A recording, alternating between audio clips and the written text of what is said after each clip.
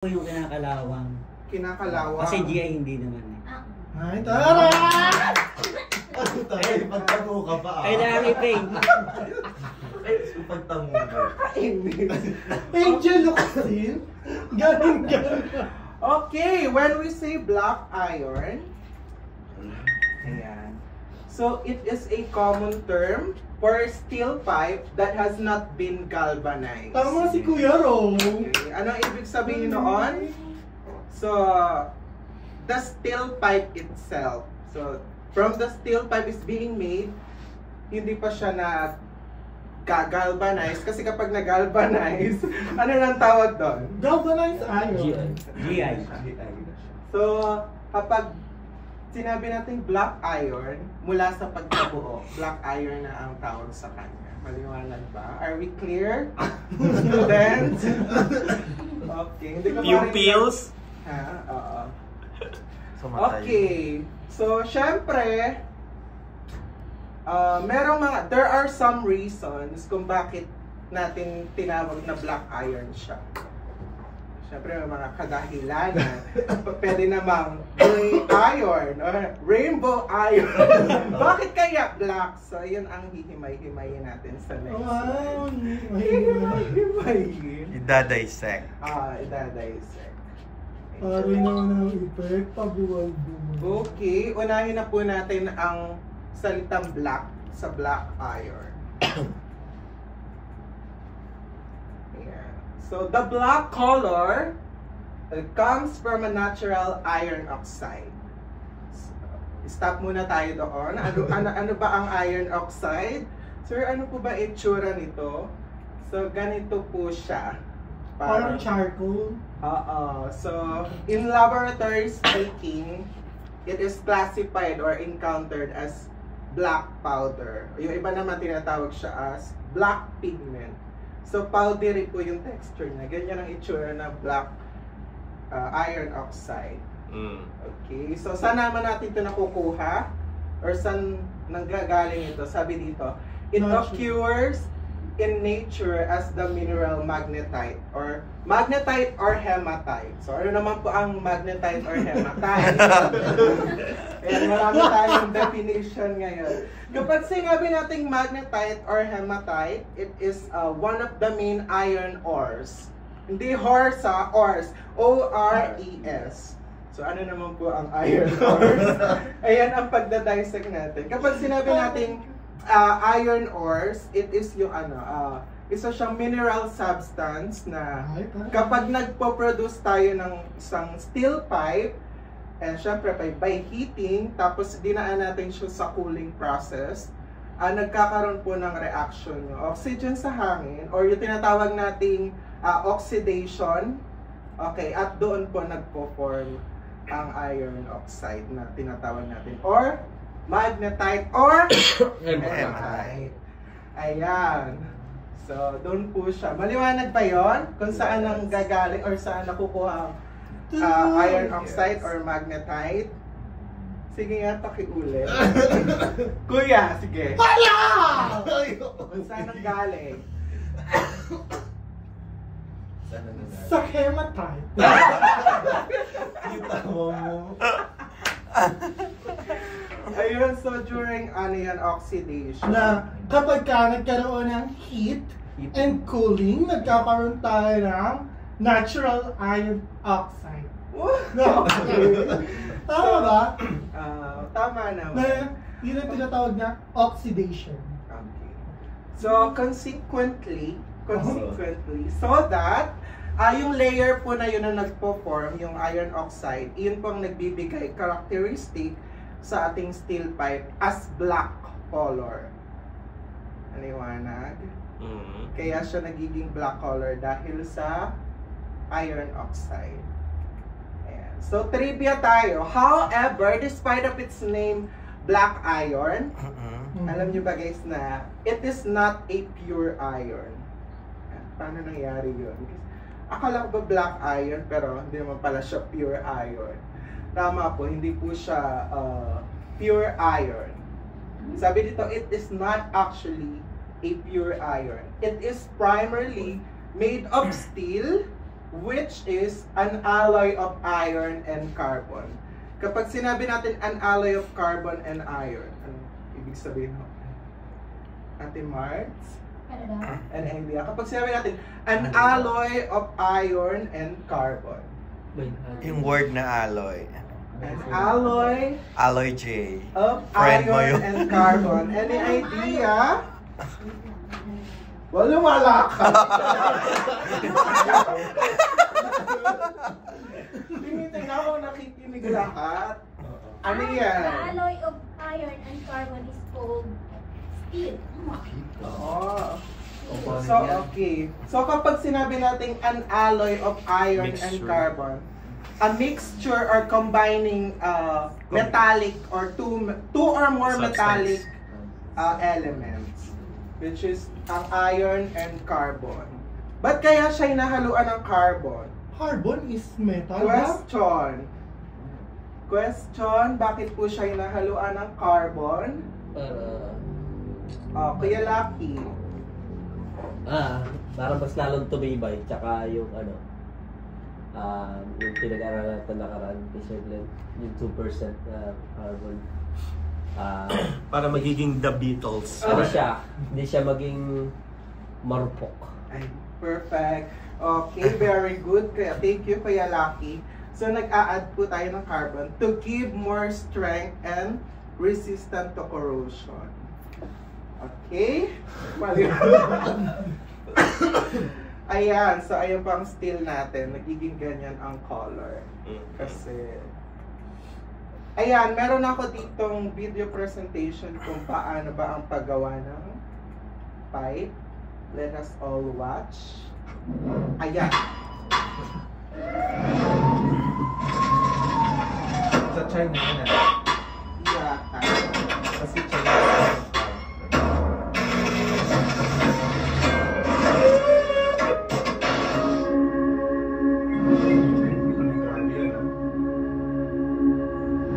Init siguro dyan. Ayun ang question mamaya ni Sir. Kung gaano ka-init pa yung kailangan para makabuo ng iron oxide.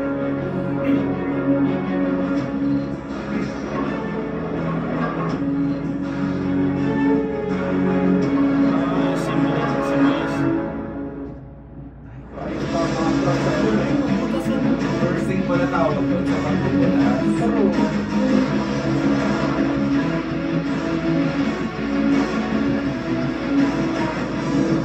So, seamless siya. Correct.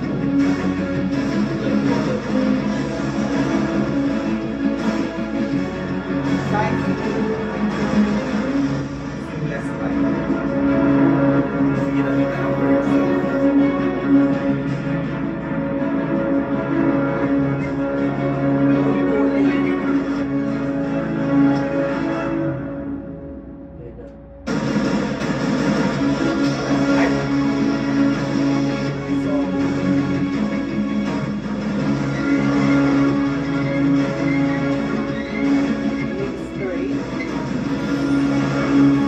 Maybelline. Mga Chinese na lang.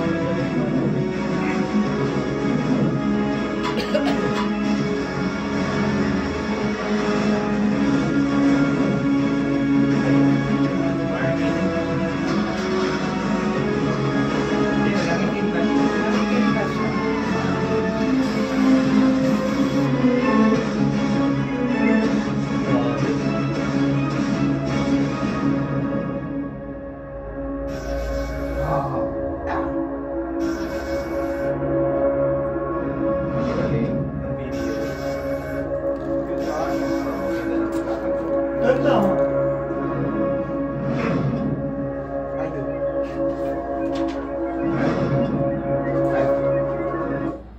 Seamless. Okay, ang question doon, kinwestiyon din sa akin to ni Sir Glenn, gaano daw ba kainit yung kailangang ma-heat para makabuo ng isang iron oxide? 2,200. 200,000 Fahrenheit. Wow. The answer is 1,300 degrees Ah, so Celsius. yun. para makapag-produce. Sumobra. Okay, anong masasabi mo Makapag-produce ng iron oxide. oxide? Yung heat ba, di ba? Melting point. Ano mo? 1. Okay, let us now move on to material codes. Ayan. Nag-cite ako ng mga material codes dito na karaniwang na-encounter natin sa ating work. Ay, ayaw na. Ayaw na. Nilagyan ko siya ng effect. Ay, okay. So, material codes associated with black iron. Okay. Please note that the specific material code may be vary on depending on the following. So, nag-iiba-iba siya. Depende sa mga sumusunod. Ano-ano yung mga bagay na to. Depende po sa grade of steel. Okay. Pipe size and dimensions. So, naiiba siya. Depende sa mga sizes, sa grade ng isang steel. Of course, manufacturing process. And Application. Ayan. So, dyan siya nagkakaiba-iba. Oh, Maliwanag. Okay. Anong bidon ka? Tumidila. Ayan. So, unahin na po natin ang ASTM A53. Pag sinabing ASTM A53, ano ibig sabihin ng ASTM? Kuya Ro, kung naalala. Nakalimutan ko Maui! ASTM, ano ibig sabihin? mga roper kasi na Row 4. Ayan daw, si Mr. Salamat. American Society Testing Materials. Mali. Paano? Ayun, Kuya Lucky. American Standard Standard. Testing. Mali. Mali. Ayan si Christian, oh. Ayun, Chano. American Society for Testing Materials. Oh, kulang lang ako ng 4. Parang kulang pa din. For testing Marlene. materials. American Society for Testing and Materials. Yun ang tama. American Napunta sa society pala. Society for Testing And materials. Saan ang ginagawa nila? So, anong ginagawa nila? Nagka-testing. Sila ang Testing. Standard. gumagawa. Pero merong nakapaloob dyan. Ano naman tawag? Yung sinasabi nating ME. MA. ASME. Ibig sabihin ng ASME, parang review lang natin. Kung sila ang American Society of of Mechanical. Correct. Mechanical engineering. Okay, kapag nakita natin sa isang product ang ASTM A53, para saan ito? Okay, it is widely recognized standard for black iron steel pipe. Okay, tandaan nyo. Kapag A53, recognized standard for black iron or steel pipe. Okay. So, applicable siya sa steam, water, gas, and air. Siyempre, for low temperature and low pressure lang. Okay, are we clear? A53 is for black iron steel pipe. Okay, ang sizes niya ranges to 1/8 NPS. Ano yung ibig sabihin ng NPS? National Pipe Standard. Okay, to 26 inches. Iyan like according sa aking pagkakaris. Nominal pipe size ba or national? Nominal pipe size. Nominal or national, di ba parang? Sa ano yun? Sa NPT. National Pipe Thread. Sa NPT yun. Pag NPS, nominal pipe size. Ayun. Ayun. Yung pala yun. Wala na credibility. Wala. Okay, next Anong grade? one. Wala siyang grade. Wala siyang grade. Di ko na ano eh. Kasi first grading pa lang. First grading pa lang. Ala pa tayo sa fourth fourth grading system. Ayan, kapag sinabi naman nating ASTM or pag nakakita tayo ng A106. Flange. Caris! So, for black iron and carbon steel pipe din po siya. But, meron siyang specific design. A105 pala yung nanoyin sa flange. A105. Pag A106 nakakita tayo, naka-design po siya for bending or forming operations. Karaniwan nating makikita siya sa mga ginagamit sa mga power plant. Ayan, for high pressure and high temperature din po siya. So for bending or forming operations. So A106. Okay, maliwanag. Ayan. So applicable din siya sa steam, water, air, gas.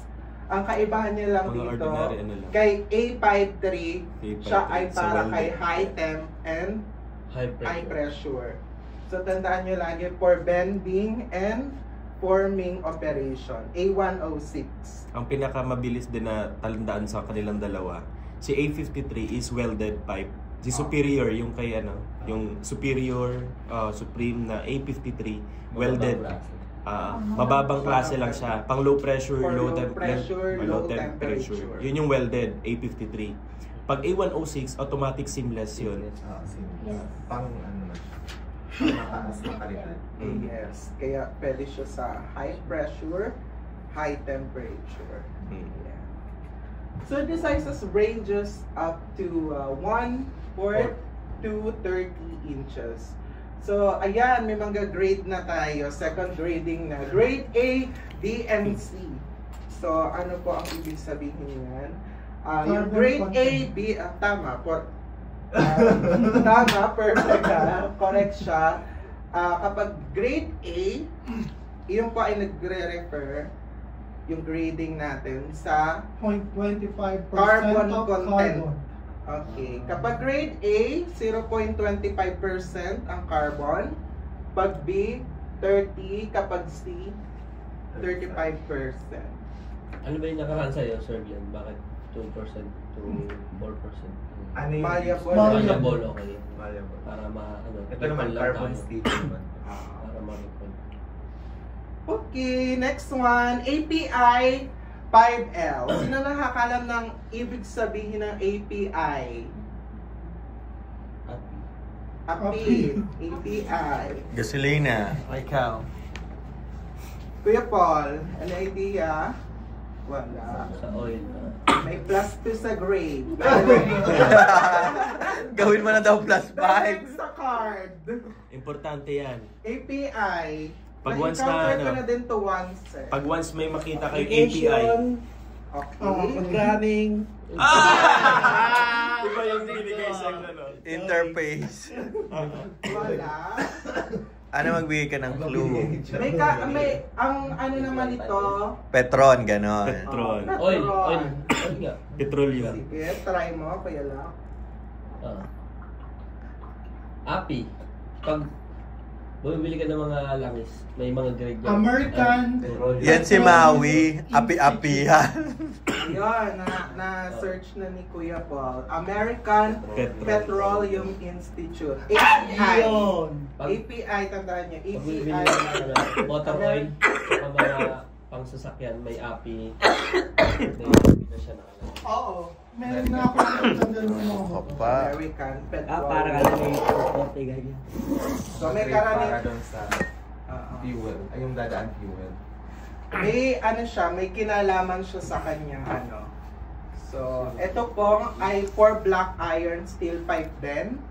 Tulad rin ni A53 and A106. For black iron steel pipe din siya. Pero ang kaibahan niya, naka-design po siya for transportation of petroleum and natural gas sa pipeline.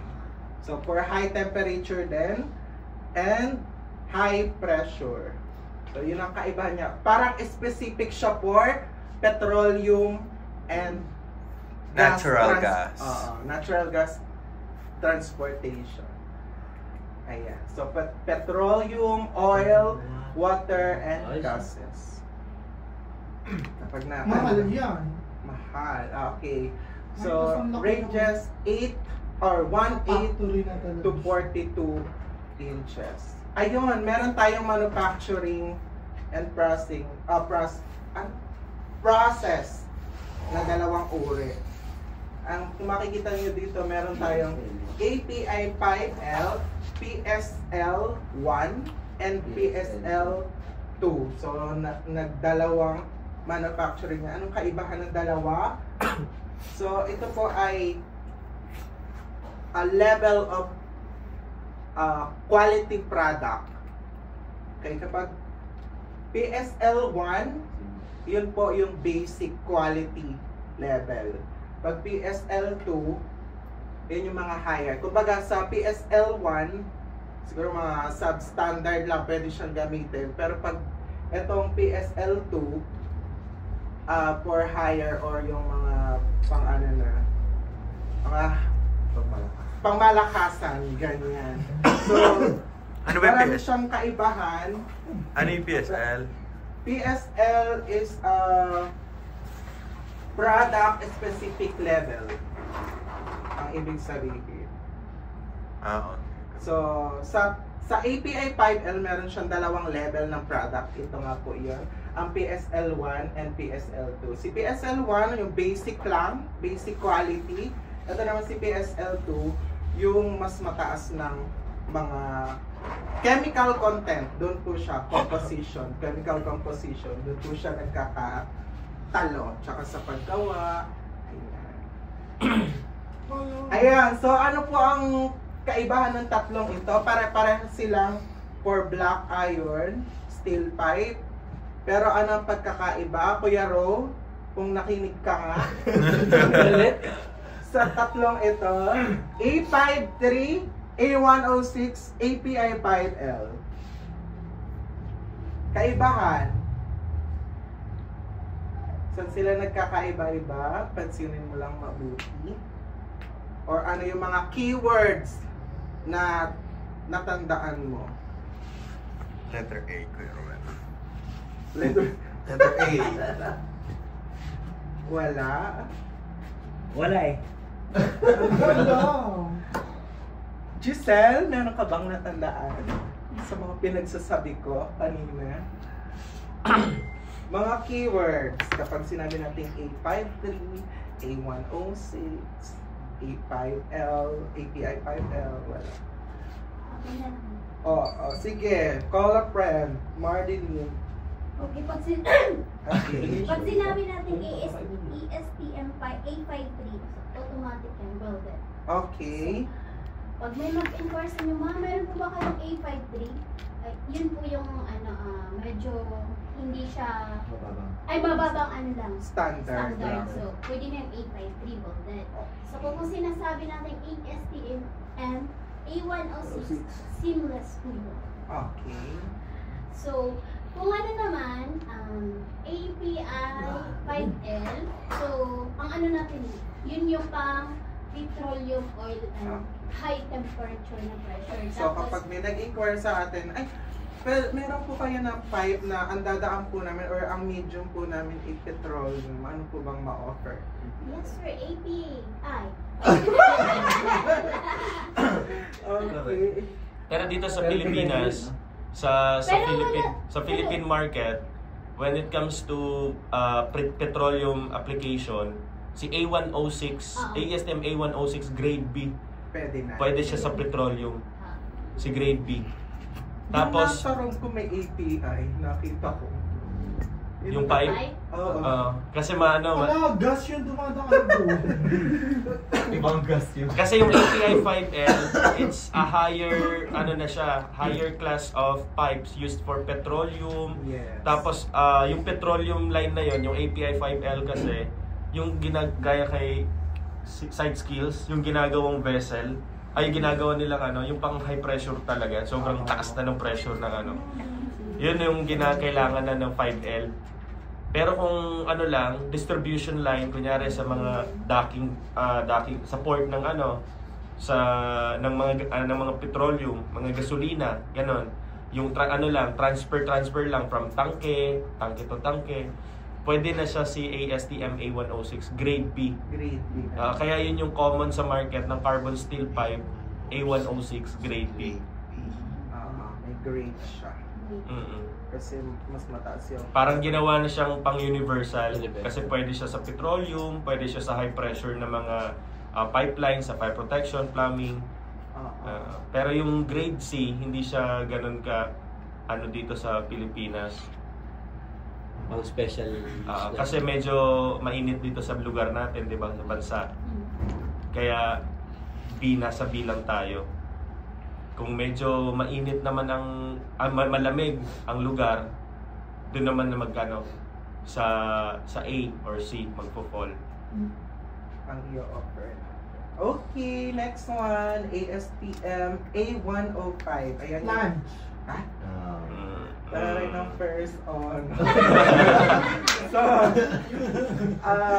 ano siya, material code for black iron flanges. So, pwede sa oil and gas. Nag-range po siya sa 1/2 to 48 inches. Next one, ASTM A193. Ano? Bala Victorian, please. Hindi kalimutan mo. A1 Tinakel ni Sir Glenn yan eh. 93. Nabulas. Monday. Yan yun. Chano, si Chano alam yan. Chano! Ang Chano yata ang sumagot nun. A193 Oh my God. is for Class 300. Tara! No. Nung Monday, di ba? It's Sa akin. yung ano ni Sir Glenn. Volleyball A193. iron. Sirit na.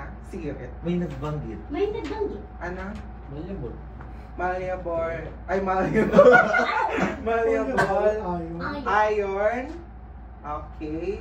Pero ang aking na ano Oo, dito ay 97 yung ano. Ay, 197 pala yun. stud bolts. Bakit siya tinanong?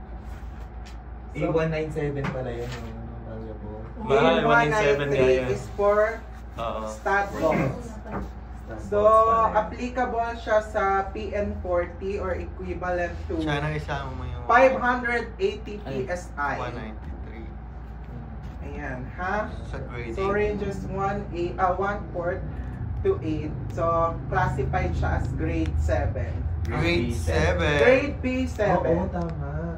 Yung mga ano. Ayan. Oo, Oo, may tama. grade B7. Merong Kaya pala B7. may ganun. So, pag nakakita tayo ng A193, Sa mga stud balls. Yan ba yung high tensile? yes, high Okay. tensils na po siya. Hindi, iba pa siya. Iba pa siya kay high tensile. Ay, iba pa. Si high tensile parang ginawa lang siya as matibay na pero wala siyang grade. Kasi specified si hindi na siya tatawagin high tensile si A193 kasi may grade siya, may sarili siyang specification. Parang Ang pinaka nun, B7, tinatawag siya sa market na meron kay stud bolt na B7. Yun na yung Yan grade, siya. yun yung niya, tawag niya. Pag narinig yung B7 na stud bolt, automatic A193. A193. Hindi pwede siya na, kasi sa mga high tensile, walang nakalagay doon na B7. Walang nakalagay doon na kung ano. Ang partner na nuts niyan, yung 2H. Pag merong ganon, 2H, may B7 na nakalagay sa body, A193 yun. So, grade B7. Mataas-taas na yung grade niya. Gari ko po. Kaya next tayo, ASTM A235. Ano naman kapag A235? First owner nagsalita. Okay, let us reveal. Charos. Ang ASTM A235 naman po ay material code for hex bolt. Hexagonal bolts. Ano kaya kaibahan ng dalawa? Si stud bolts, walang ulo. Perfect. Si Hex. Hex yung ulo niya. Tama naman. So ano mas gusto mo? Yung may ulo o Yung yung may walang? ulo. Si Hex. So, tandaan nyo din yung dalawang iyon. Bukod sa code, sa itsura, ayan. A193 tsaka parang baka mga picture. Yung kakapatid kasi sila. Magkakapatid. Hindi pa dagdag ko na lang kay Chano. Ayan. Yung Yung sinabi niya no 8234 yun. Alin? Yung ginamit niya. Oo. Iba yung 8234 eh. For fittings. Ayan siya. So, PN16 equivalent to 240 PSI ko. So, kung mapapansin nyo, ang advisable gamitin kapag high pressure na. STM A193. Very good. Class. 193. Kasi Very PSI good niya. class. Ayan. So, ranges. Ayan. 1/2 to 1.5. Ang 6 to 10 inches length, yun po yung haba na ano. Tapos sa diameter, ito naman, 1/2 to Yun yung standard nung pinaka-box. Okay. So, grade 8.8. 8.8. Makikita din yan sa body ng hex bolt. 8.8 yung mga nakikita. sa bali, sa uluhan. Sa uluhan. Sa ulo ng Ah, Ayan. sa uluhan, 8.8. Grade 8.8. So, kinukuha natin siya kay Karaniwan. Ayan. Kay Kanina? Secret. Secret. Kay Val. Ayan. Galing So, mo, yun Eddie. po ang Sila kaiba. No, Kuya Didi. Next No, one, no ba? ASTM 234. Alam ni JB. Alam mo yan. Yung fittings? Ayan. Very good. Si valedictorian. So, material code po siya para sa mga fittings. Ano ba ang mga fittings? Tanong mo kay Kuya Ro. Siya Magbigay nga nag-discuss ko Kuya yan. Ro na mga fittings na ASTM 8234. Maraming ako natawag mo. Nag-report Ikaw yan last nag-discuss. time. Ikaw nag-discuss yan. Ikaw nag-report niyan na. Ayan, ASTM. Ano ba yung nilipot? Ano ba yung mga fittings na black iron? Bushing. Ayun. Pwede. Kasama ba yung bushing doon? Hindi. Ay, hindi ba? Hindi kasama. Sumagot na siguro, hindi pa nakasama. Bushing hindi. Konti pa. Threaded kasi yung bushing. Ito, bat weld to. Sa A105 magpo-call si si Bushing. Bat weld yung A234. Dapat pala nilagay mo dito. Sa item or parang. Carbon steel fittings. Oo nga. Bat weld. So, tandaan nyo na lang for bat weld fitting siya. Ang A234. Ano ba ang mga... Sige nga, call a friend. Kuya Paul. Elbow. Elbow. Ayan ang mga Equal T. A234. Equal T. Niya, black iron. Ayan. Okay, applicable siya for steam, water, air, gas. Ranges 1/2 to 80. Ayan! Next na tayo. So, meron tayong another standard which is the JIS 5K or B2220-5K. 2,200. Ano naman po ang JIS? JIS stands for Japan okay. Institute. Ah. Industrial. Specific and standards. Japanese Industrial Standard. Ayun! Ang second honor. So, for flanges din po siya. Yung kulay gold. Ah, Karaniwang gold. blind planche, ano ba mga uri ng planche? Kuya, ikaw ang Wave. report niya. Uri eh. Ay, Mga planches, ano? Alam mo yan yung Maui. Ay, Maui, sige, si Maui. uri ng planches. Split on. Split on. Slip on. Sleep on. Ano pa? Slip on, tapos Slip on. F ba yun? Slip on. Slip.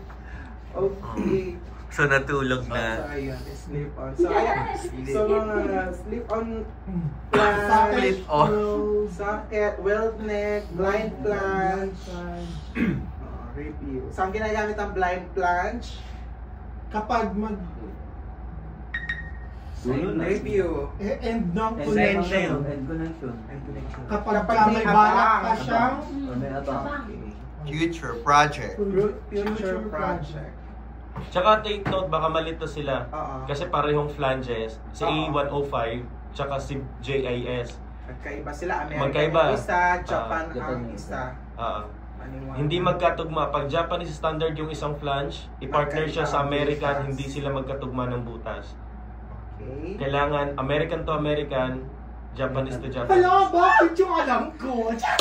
Kahit ano, kahit American, Thailand, China. Basta butas.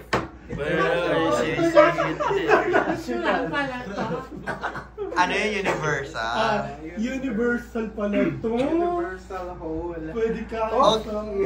Additional lang din sa A105, hindi lang flanges. We have valves and fittings din na A105. A105. Since black iron yung ano ni EJ, kaya na topic niya dyan is flanges lang.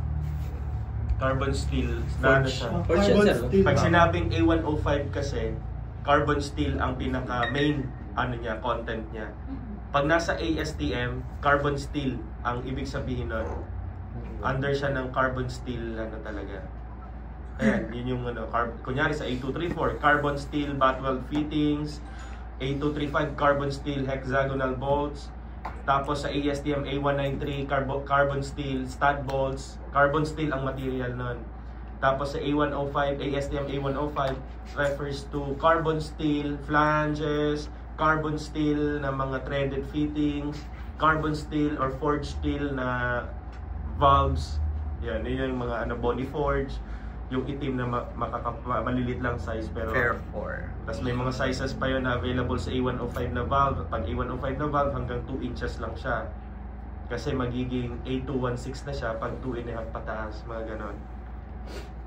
Okay, that will be another topic. Oo, inubusan mo na si Christian.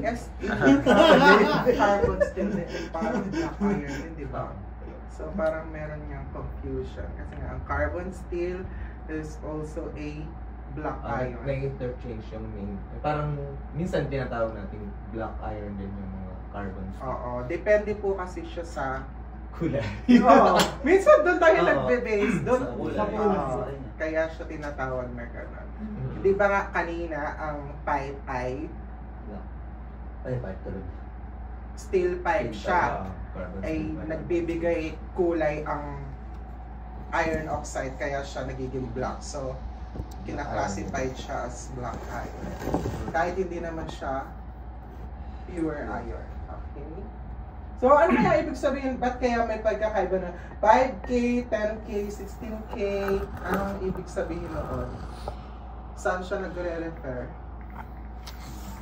Yaw. Sa ano, Pre. pressure. Ayan. Kasi- Very flexible yun dito. Yung 5K lang pressure yon. 5. 5 ano? 5. Yes. 5 bar, gano'n. Kaya bar siya, bar. kilo pass. So, 1 bar is equivalent to how many PSI? 2 bars. Two Ah. bars, Lodi. Charis. Ilan? Yung isang... 1 bar is equivalent to how many PSI? May 100 ang makakasagot na walang gamit na Oy! cellphone. 16. Ay! No. Oh, Maui. Maui. Guess? 5, 4, 3, 2, 1, wala. Christian. Yung 5K ba? Dapat tatandaan niyo. Yung 1 1K bar. Si Kuya Rowell daw. Try ko na, 100. No. Tama! Nasa 20 siya. 100 yung premyo. Sabi ni Kuya Rowell, 100 yung premyo. Nasa 20 yung 5. Ay, alam ko. Dapat lagi natin tatandaan yan, bar to ano Conversion kasi. 25. Ha? 25. 25 is wrong. Wrong. Babaan mo, 24. Wrong. 23. Lower. 14. Di 20. Okay, malapit na. Higher. 16. 21. 16. Lower. 16. 20. Higher. 13. Higher. Okay, wala na. Higher sa 13. Ah. Higher Si sa March, 13. muntik na tumama. Lower sa 14 16. something. Point. Point. Ay, 15. tama nga ako, 14 point. Di ko na Ah. alam yung point. Pero pag ano, sa conversion nyo, pwede nyo ng 15. Multiply Ay, by 15 na 15. siya. Pero 14.5 yung... Point 5. So, tandaan lagi natin Yung na pala yung nakalagay. 1 bar or kapag nakita natin PM16, ano ibig sabihin noon? 16 bar. So 1 bar equals to 14.50 something or 15 times Kasi sa washing 16. machine ko yung tinignan. 200. Kasi may ganyan Sorry. silang 32. requirements, di ba? Ay, 240. Ay na pala, oh.